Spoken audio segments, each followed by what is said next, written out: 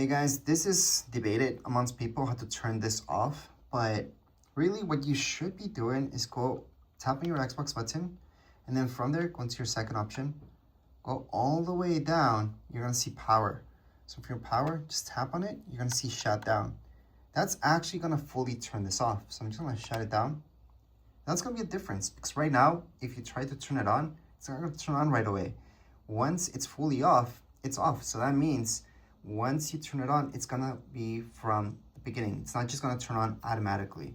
But yeah, if you guys wanna put it on standby mode, you guys can just tap up here on your power, and there you go. So it's not really turned off, it's just on standby.